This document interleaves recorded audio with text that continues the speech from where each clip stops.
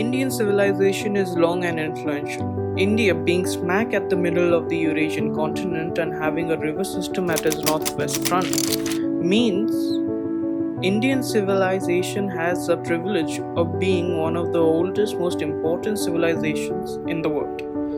So old, in fact, what is true, legend, and mythology is often blurred.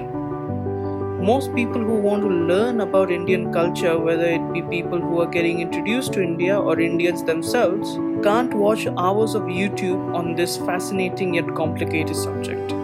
This is for you. Let's begin. Part 1. Geography. Look at a map, any map. You see the big body of land? You see that triangle at the southeast end? That is India. India is pretty. India has a vast gradient in climate, elevation, latitude, and geographic features that make advanced civilization possible. Many themes of Indian history can be explained by these geographic features. The reason why the north of India united numerous times is because of the Indo-Gangetic Plains. The flat, open, fertile lands with navigable river system with relatively the same soil means the empire can cover vast territory and grow the same crops, transporting it all over the empire using land or water transport. Shipping by water was generally outsourced to the southern merchants, as land transport would take weeks to cover such vast distances of these massive empires. Shipping by water was faster and more convenient. So it's not just Americans and the Western world. Indians have been stealing jobs from other Indians too. Conversely, the South unified only a handful of times. The difference in soil and the lack of a navigable river system means the early southern kingdoms developed independently of each other and had relative geographic isolation. This isolation transferred over to the society and they were able to invest in other facets of the economy, such as ships. And since having ships is faster, cheaper, and more convenient than a massive bureaucratic state, serving only the nobility and having an army for defense, the southern kingdoms became merchant-oriented. They grew rich, keeping out of wars, and made west to east connection possible through the Strait of Path. Control of these sea lanes made the southern kingdoms very rich. Trading the spices they grew like cardamoms, black pepper, turmeric, and cinnamon for luxury goods from all over the world. This connection made the Silk Road possible, and the more wealthier part of the Silk Road was the sea lanes which were controlled by Indian merchants, the southern Indian merchants. This is also the reason why religions, Judaism, Christianity, and Islam all first came from the south. In fact, the first Jews, it is said to have migrated to trade during the time of King Solomon and settled on the Malabar coast. And when Thomas the Apostle came to India to spread Christianity, he was greeted by a Malabar Jew playing the flute. The Silk Road is called the Silk Road because they traded goods, whether it be spices, ivory, or silver, for silk. The only place the world got any silk from at this point of time was China. Since the value of the goods was so high, there was a higher chance of the goods being stolen by the nomadic tribes, who would raid the caravans. The sea route was faster, safer, and less likely to be stolen. The merchants' reputations preceded, but the journey to China was still long. Although it would be much shorter than overland transport, which would take a year and a half to 2 years for a round trip from China to Rome, the true largest trading partners at the time, journey by sea would take a year. The merchants realized even by the ship, the journey was so long they couldn't do it alone. The ships needed a rest stop along the way to restock for food and water. The journey by the boat to Southeast Asia would take 10 to 60 days. Ships in those days could only cover about 140 kilometers a day. Even with the right condition and a perfect sail, the journey to China and back would take a year. This is why they founded trade colonies all over Southeast Asia. This way, they didn't need to travel all the way to China but a relative short journey to Southeast Asia. They got the assurance of safety and reliability, and they could resupply for the journey back home. But something very interesting started to happen to the trading kingdoms. Since the native peoples were primitive and had no strong cultural identity of their own, they started to adopt Indian traditions, customs, and cultures. They thought of themselves to be Hindu and then they became Hindu. That's right. Because of the Silk Road, India accidentally civilized and spread Hinduism and Buddhism all over the entire Southeast Asian region. You can still see their descendants to this very day. The natives treated the Indians fairly. Since they saw themselves as part of Greater India, they had a reverence to India. Much like the British White Dominions, Canada, Australia, and New Zealand viewed themselves and were viewed as Brits abroad before the World Wars. And soon, trading kingdoms became native run entities, independent yet associated with India. All this is not to say the North did not have ships, they absolutely did. But they were rarely as competitive as the South. Since merchants in any society are interested in stability, and as there wasn't any significant competition, the cultures of these societies survived for much longer than the North. The northern kingdoms would fight with one another, then one would win, have a golden age, get invaded, or have a dynastic crisis with regions and governors splitting off, and the cycle would restart. Part 2. Society. There's a misconception that the northern empires would erase the contribution of the previous empires' achievements. This is wrong. Usually what would happen is the empire would claim those achievements for themselves. Since the only educated people who were able to read and write were the Brahmins, the kings and generals were Kshatriya. They were taught some Shastras and Vedas to have wisdom and knowledge to run their empire and armies, but they weren't allowed to teach. They were taught by the Brahmins, and the Brahmins wrote and studied the Sutras and the Vedas. They valued reasoning and logic more important than the study of the outside physical world. They didn't perform many experiments.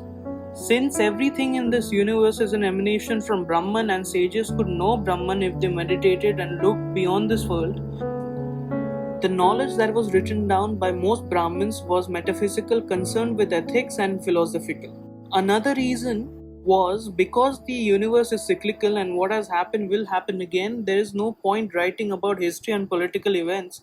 The kings who were able to wrote with so much self-congratulation, self-praise and contradictions, it makes those documents unreliable. If you win a battle and the other guy says he won the battle, someone is lying. Without any independently sourced documents, it is difficult to say anything. All this changed with two events in India.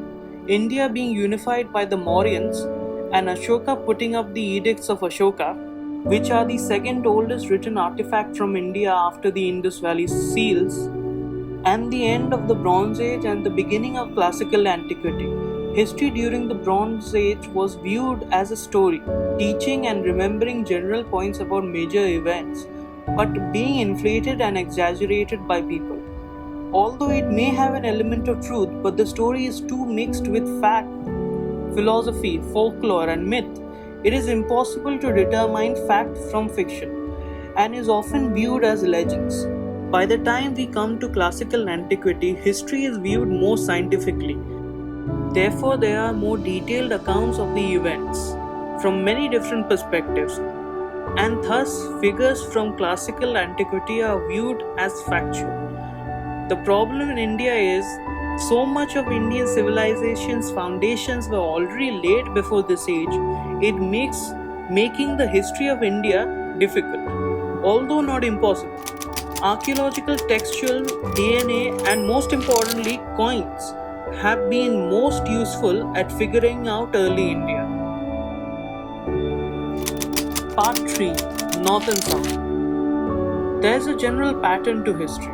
A powerful empire forms, uniting the land and people, grows prosperous, then stagnates and falls. The following successor states try to model themselves after the empire. In India, this is the Mauryans. Now I am going to say something controversial. India before 1947 wasn't united. It was a 1,000-year struggle. First under the Muslim heel and then the British colonization. and the campaign against imperialism that united India to one common cause, forcing India to unite. Before that, India did exist. 100% it absolutely existed. But India was a civilizational concept, from Sindh to Ganga, from Himachal to Samudra. And each king had a desire to consolidate this territory and unite the people under his leadership, and become the king of India. Much like kings in Christendom wanted to unite and form a new Roman Empire, if you think this idea doesn't exist, you're mistaken. Ever heard of Akhand Bharat? Part 4. Culture. The three main influences on Indian civilization are the Indo-Aryan migration, the Brahmins, and Hinduism. Let's go through them one by one. The Indo-Aryan migration. Hindu nationalists don't like this theory because they don't like any foundation of India coming from outside of India. It has also become controversial because the British used this theory to justify their racist policies, saying it was their right to rule India because they are the new Aryans bringing civilization to the backward, barbaric, beastly people of India. Furthermore, the West itself did not like this theory after the Second World War because the Nazis believed in it and liked the migration model. But it's not a theory anymore, it's a fact. The Aryan invasion definitely happened. Since this subject is so controversial, let me take a minute to dispel some myths here. According to the most up-to-date research, the migration started in the late Bronze Age and continued through the middle of the Iron Age. The Aryans who came to India were very similar and related to the Yamanaya culture of the Pontic steppe. But it wasn't them, but the Andronovo culture of Central Asia who came to India. According to DNA and archaeological evidence, this does not prove the Yamanaya migration model wrong. The Androvono culture was an extension of Yamanaya culture itself. Both these cultures came under the umbrella term Proto-Indo-European. In all real terms, they were the same people. It was this culture that introduced the chariot and iron tools to China, enabling the first emperor of China to unify China and setting the precedent of a unified, homogeneous China. It was most likely this event that India got its caste system from. DNA from northwestern peoples such as the Punjabis and the Sindhis tell us that they are genetically closer to modern-day Lithuanians than they are to the Dravidian people of southern Indian states. Although this doesn't mean that mixing between the peoples did not take place. It only means that mixing between the Aryans and North Indians happened more frequently in the north than in the south. The BMAC, which is the Bactrian Marginal Archaeological Complex, was a civilization. These people are important because they would mix with the Indo-Iranians and go on to form the backbone of this entire region. After the Aryan mixture in India, there were some who migrated out of India and mixed with the Bactrian people we just talked about. That's why you can find genetic components similar to that of the Indo-Aryan people of India in modern-day Persians. Everywhere the Aryans went, the native people and cultures were all wiped out. You can see this in Europe. The Neolithic people that once inhabited the continent are all gone. But India was so big and already heavily populated, and the Aryans' numbers could not match with the native numbers. So they decided to take on the native cultures and religions and mix it with theirs. Hinduism is much older than the Aryan migrations. We found Shivalingas in Harappan civilization sites. The importance of water in Hinduism predates the Aryans.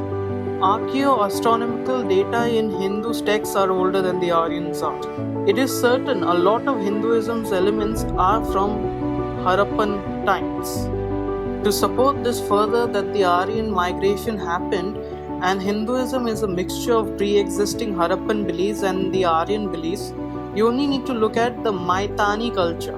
The Maitani are an Indo-Aryan elite who imposed themselves on the native Huranian population in the Fertile Crescent.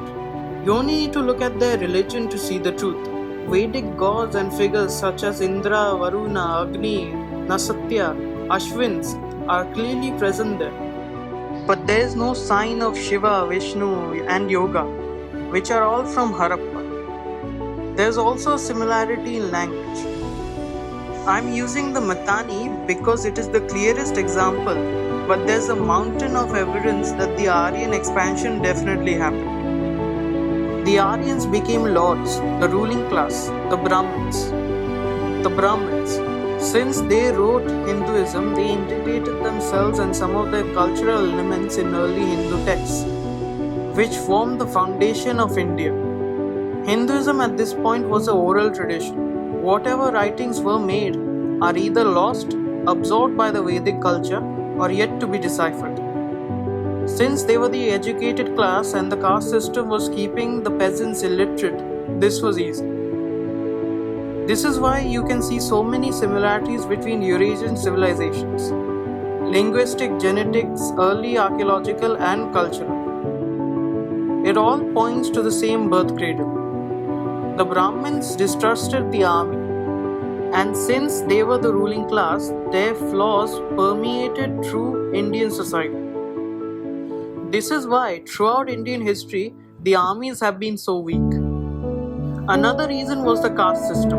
Since Kshatriyas were the only ones who were recruited to fight, and they were the only ones allowed to fight, the armies were never meritocratic organizations. Hinduism. People think Hinduism is a religion. It's not. Hinduism is not even a real term. Hinduism is a term made up in the 14th century by the Persians to identify the ideas, philosophy, and rituals of the people who lived beyond the river Hind. People who lived beyond the river Hind, which used to be called Sindhu, but it is called Indus today, they are the ones who the world calls Hindus. Hindus themselves call their religion Sanatana Dharma, or the eternal way. If you ask the Hindus about their religion, you would get an answer that says Hinduism is not a religion, but a way of life. And it's true. During the time of the Mahajanapads, when the foundations of the Indian civilizations were still being laid, there were two main ideologies: the Magadha branch and the Gandharva branch. Hinduism in the Gandharva branch was focused on ritual, story, and materialism. It's from the Gandharva branch the Mahabharata comes from. Kuru is where the Mahabharata comes from, but Kuru came under the Gandharva branch. The caste system here was more egalitarian and there was more freedom in the society. Conversely, the Magadha branch was more focused on inner peace and romanticism, emphasizing inspiration, subjectivity, and primacy of the individual. The caste system here was more rigid and strict. We don't know why this is. A possible low population of Brahmins in East Asia is likely explanation of this Magadha caste system being more rigid and religious society. This also can be the reason behind why the caste system here was against leaving India. If anyone left India, they would lose their caste. This applied towards the Brahmins more. This was a way to keep the ruling class in. This element in the caste system meant that throughout Indian history, despite opportunity and great numerical and geographical advantage, an Indian empire has only conquered out of India twice: the southern Indian Cholas and the Marathas. Ramayana is from Khosla, which came under the Magadha branch. But in our timeline, the Magadha branch won out. Magad was the most powerful of the Mahajanapads and united to become the Mauryan Empire. When the Mauryan came to power, the Gandharva Brahmins came under increasing pressure because the Mauryan in leadership embraced new emerging ideologies such as Jainism and Buddhism, and combined with the intellectual flowering killed by the Persians who took over the region after Darius' invasion of the north, which were increasingly becoming popular with the middle and lower castes. And so the Gandharva Brahmins decided to rework the religion to suit the times. introducing Buddhist and Jain concepts such as non-violence and vegetarianism. The last Mauryan king was assassinated by a Brahmin for the empire's position on vegetarianism. Ashoka himself introduced this policy during his reign. He banned the killing of the animals. This was basically a slap to the Brahmins, who performed animal sacrificial rituals. They adopted the Magadha caste system, and the rest is history. This is how the caste system became rigid and hierarchical. Before that, the Gandharva branch was fluid and dynamical. It wasn't just the Manuskriti. The Manuskriti was already around for 2 centuries before it was first used in Brahminism. It was this centuries long process that made India what it is. Conclusion. All the early philosophies of India originated from the Hindu world, where the belief in dharma and karma means time is cyclical. Buddhism, Jainism, and Ajivikism came out from this shared belief. Together they would influence each other and Vedic society, future ideologies and religion, and today binds together most of Asia under various degrees of Indian cultural influences. For a civilization to function, you need a shared belief between the different people groups. This is what the West lacks today, a shared worldview.